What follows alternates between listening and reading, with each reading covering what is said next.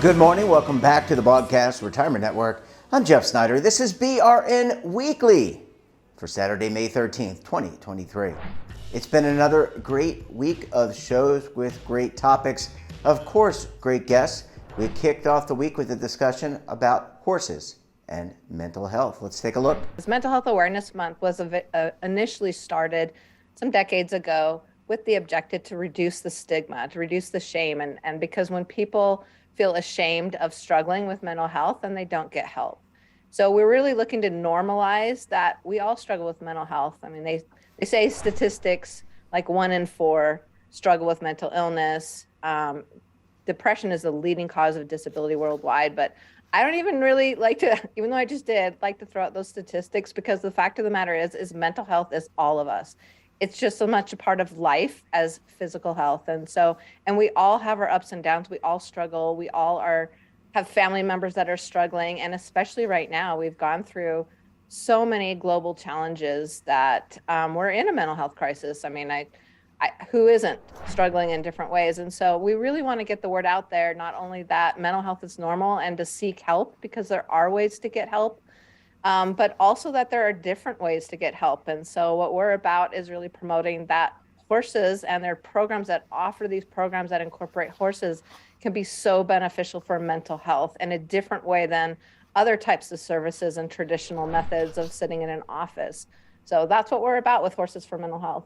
Really, Seen Through Horses is about two things. It's about supporting the organizations, the grassroots, community-led organizations that are out there doing this incredible work, helping them raise awareness about their programs and raise much needed funds for their programs.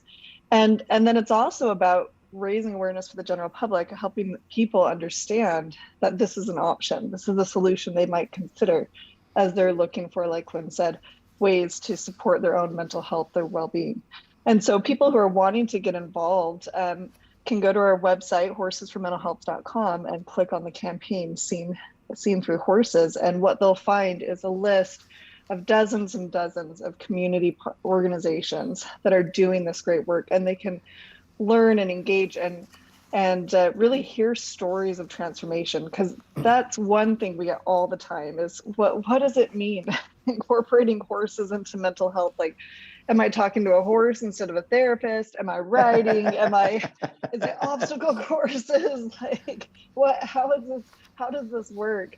And the truth is there are many answers, right? There's no one way that horses are incorporated into mental health. But what we found is the easiest way to share how this works is through sharing stories of transformation. And so a part of what we do with the campaign is we've put together incredible stories that illustrate different people coming from different walks of life, former military, women and children, addiction, people suffering with addiction struggles, families, just all sorts of stories of people who have been looking for change in their life and have found it through horses.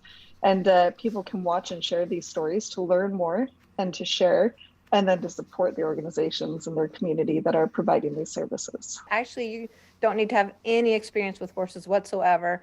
In fact, a lot of these services and programs don't even involve riding horses. So it can work with all types of ages, and health needs and issues can be around these incredible animals. So, and you don't need to know anything about it, because that's not what it's about. This isn't about people going out and buying a horse or going out and learning to become a horse expert in any way. It's really about how these animals can teach us about ourselves.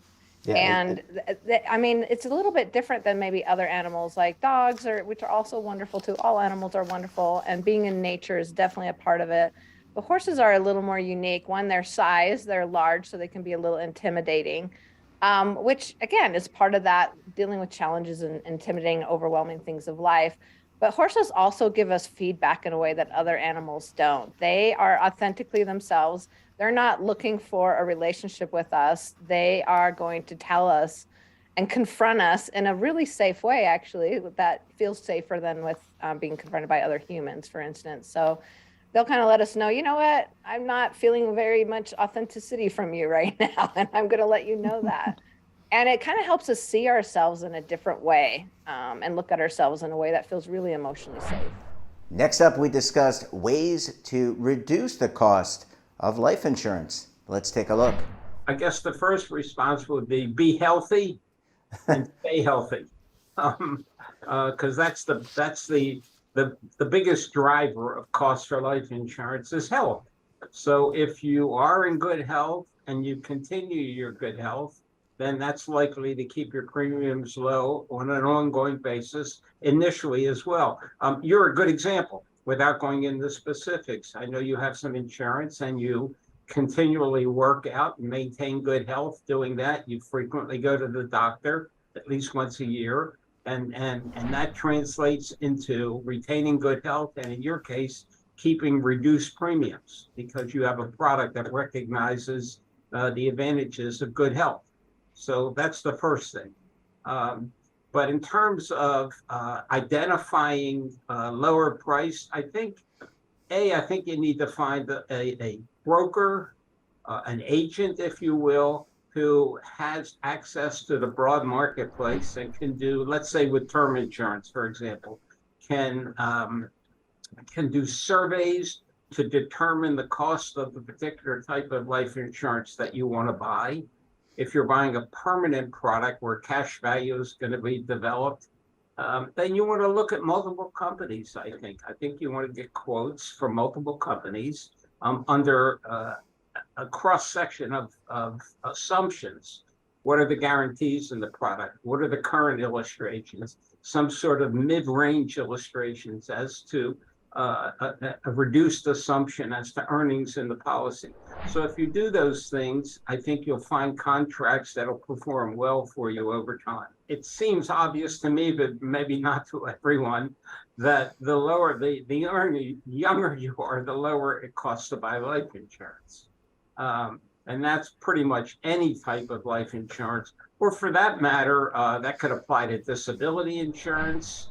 It could apply to long-term care insurance. Any individual personal product is going to be less costly at younger ages. I mean, that just stands to reason. So, but you still need a need before you buy life insurance. You have to have a reason to buy it. So if you're 18, but you have no responsibilities, the only reason I can really think of is maybe you have some student debt that you will want to clear off should you die prematurely.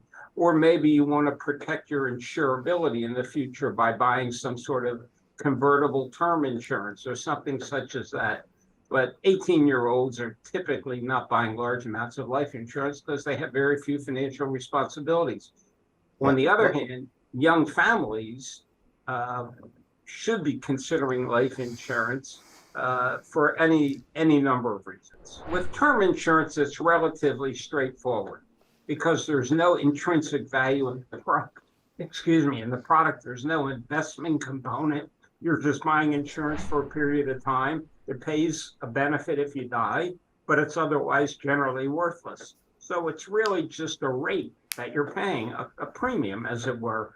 The only thing I would say, my preference is always to buy from more highly rated companies than obscure companies who tend to be in the market today, but maybe not long term. And the other thing I would say with term insurance is the one thing I would generally want to include is some sort of conversion feature that allows you to exchange that term policy within a specified term frame for a permanent policy if you want to continue coverage on a long-term basis. With respect to permanent insurance, that is insurance that's likely to create some equity, could be high levels of equity over time or minimal levels of equity, where there's an investment component, then I think you need to see illustrations for sure from the company that you're considering, or more than one company, but you need to see them under various sets of assumptions. Because insurance agents and brokers tend to show things at using current assumptions. Interest rates are ticking back up. Mortality costs are down, but those are variables in products. And I always want to know not how good these things can be, but what could go wrong and what's my downside. And I think it's incumbent on the broker and the agent or the agent to say, here's a worst case scenario. under what circumstances that could happen seem remote at this point, but you never know. So you need to know the range of possibilities within the products you're buying. And there are other factors to consider as well. And those are shown on illustrations. People really should read those illustrations because they're educational, not just with the numbers, but to understand what they're really buying and how the products function. So I know that's a long-winded answer. Well, we're halfway through the best segments for the week. We come back, we'll take a look at the other half. You're going to want to stay tuned right here on BRN Weekly.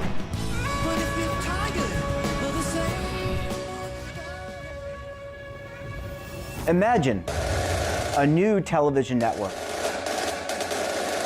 that will make you richer, healthier, and in control of your financial future.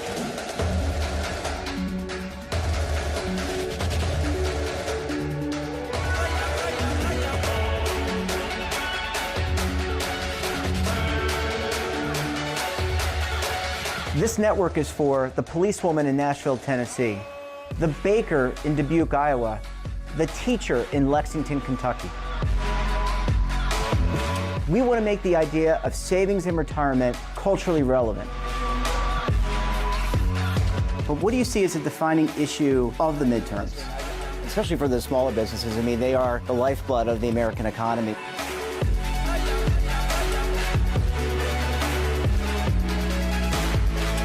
Featuring exclusive interviews, current affairs, and docuseries. 33 years old, you retired early. The philosophy is money only matters if it helps you live a life that you love. But you got to start thinking about retirement as soon as you get in. The Broadcast Retirement Network will drive very high engagement with premium partnerships. So this isn't retirement and savings for your parents or grandparents. This is for all Americans. And we're going to change the way you think about money.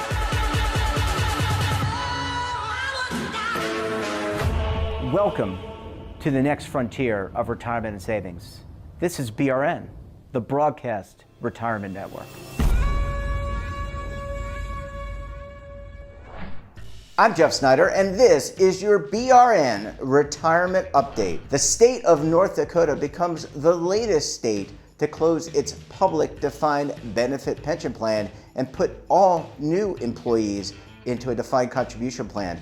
I spoke to one executive director about this.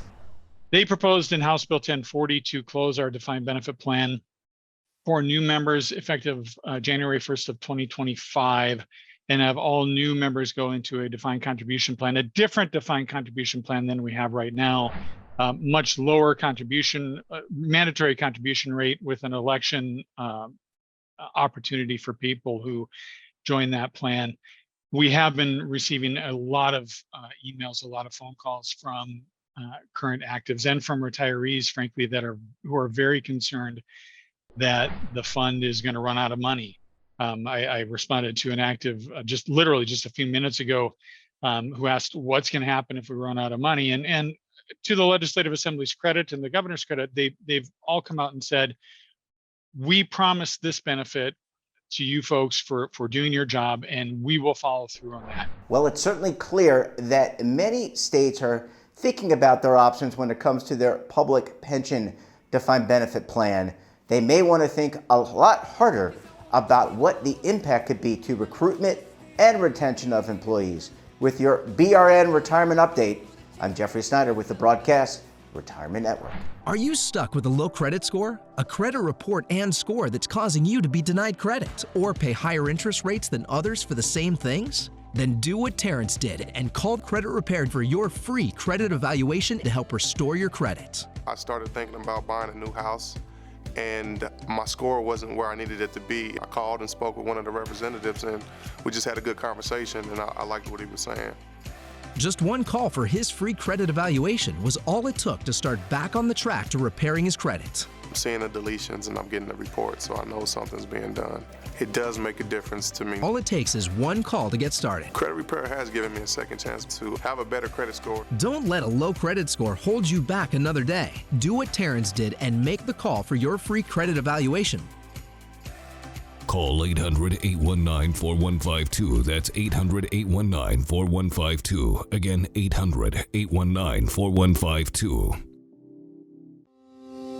Invesco's latest Show Me the Income study reflects on the evolving retirement industry today as it faces the pressing need to help participants turn their defined contribution plan savings into long-term retirement income. Key findings from the research uncover that nearly 7 in 10 participants fear running out of money in retirement, and only 22% were very confident they could create a retirement income strategy on their own. What can employers do to help? To learn more about the study and request the white paper, visit Invesco.com/retirement income or contact your Invesco DC professional. Cited research is based on Invesco's work with Greenwald Research. Invesco is not affiliated with Greenwald Research. Invesco Advisors, Inc. is an investment advisor that provides investment advisory and does not sell securities. Invesco Distributors, Inc. is the U.S. distributor for Invesco's retail products and private placements. Both are indirect, wholly owned subsidiaries of Invesco Limited. Welcome back. Next up, we discussed how money and money problems can have a negative impact on your mental health. Let's take a look. Unfortunately, 52% of US adults say that money is negatively impacting their mental health, and that's up from 42% a year ago. So it's a really significant change in a year.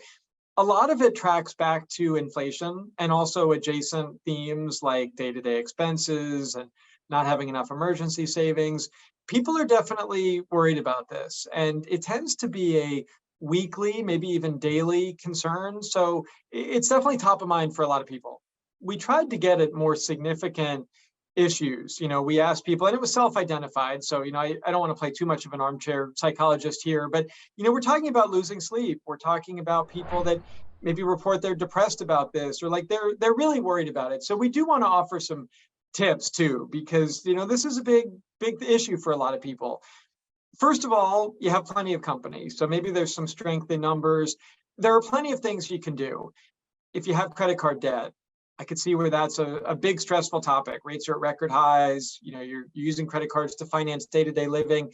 Maybe you could get a 0% balance transfer card and pause that interest clock for up to 21 months. Or, maybe you're worried about your savings. Could you take on a side hustle? Could you sell some stuff you don't need? Could you cut your expenses? Could you have money automatically transferred every paycheck into a dedicated savings account? I mean, even if it's not a lot of money at this point, can you up those percentages over time? And it'll grow over time. Same thing with your retirement account. Can you bump up your 401k contribution every few months or the next time you get a raise? I tend to think slow and steady can win the race with personal finance. So a lot of this comes down to those fundamentals. These are things a lot of people wrestle with. I mean, basically half of credit card holders carry debt from month to month, and those rates are at record highs. And we know what's gone on with inflation, where your rent might be up 10%, your grocery bill might be up 10%. There are a lot of disconnects in the economy now, because on one hand, like the job market's really strong and it's tied for the lowest unemployment rate in more than 50 years, and wage growth has been strong, but it hasn't kept pace with inflation for many people. And I think that's just what's weighing on people psychologically so much, is that you feel like you're not really getting ahead. So, hopefully the Fed can continue to bring inflation down. I know it's going to be a gradual process. It's been longer than people hoped for, but this is what Fed Chair Jerome Powell means when he talks about how inflation impacts everybody. And it's something that we really haven't seen in decades. And it's definitely a significant issue. We see it in our data. And finally, we discussed solutions to improving the solvency of Social Security. Let's take a look. I can't speak for everybody. I can speak for myself. It is thought that 40 to 50% of boomers basically don't have a retirement plan, or Social Security is their retirement plan. Now, that's just those who are only focused on Social Security. We know there's other pension funds which aren't doing well. Now, there's 10,000 boomers a day that become eligible for Social Security and Medicare.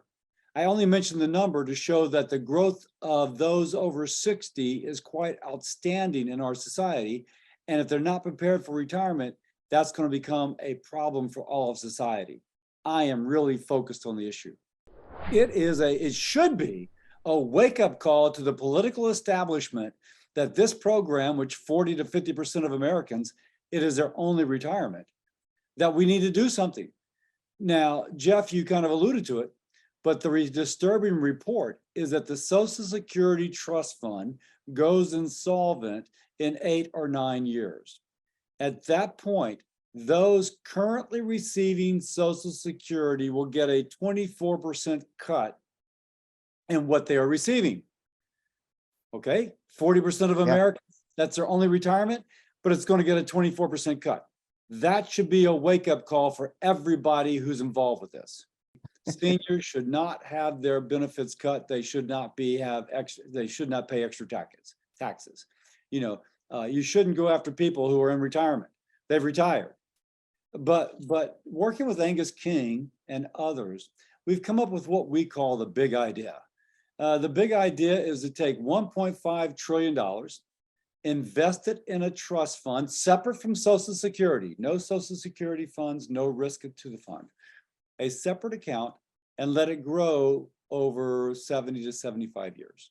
Invest it in the strength of the US economy, the greatest economy in the world, literally. Put it there, let it grow, and if you do that, you take care of 75% of the problem. Now, we need presidential leadership, political leadership to come up with the other 25%. There's some trade-offs here and there, but you don't take benefits away from seniors. But we need 25% more, and that's where we need political help, and so far we've gotten none of it. When the president in his State of the Union address began to kind of criticize Republicans for offering ideas on Social Security, singling out one or two, but really painting a broad brush. At a later point, one of my Democratic colleagues said, well, the president has just announced that he's running for re-election on the platform of doing nothing to Social Security. It's going to be difficult for us to he won't sign it into law. What I was really being told is that since the president won't sign it into law, nothing we do matters right now. In fairness, Trump is saying the same sort of nonsense, that we don't have to worry about Social Security, it's okay. Social Security is not okay, and both of those men running for president should acknowledge that, and they should be constructive of saving the program. Well, great segments. I want to thank all of our great contributors this week. And that wraps up this episode of BRN Weekly. Have a topic of interest, someone you think we should talk to, drop us a line. And don't forget, for all the latest curated news and lifestyle, wellness, finance, tech, so much more, all in one place, check out today's edition of our daily newsletter, The Morning Pulse. Want to search our archives, check out our latest content, we'll visit our website, and of course, all of our streaming partners. We're back again tomorrow for another edition of BRN Sunday. I'll be joined by members of the media, academia, financial services, and government as we break down and analyze all the news and events for the week. You're not going to want to miss it. Until then, I'm Jeff Snyder. Stay safe, keep on saving, and don't forget, roll with the changes.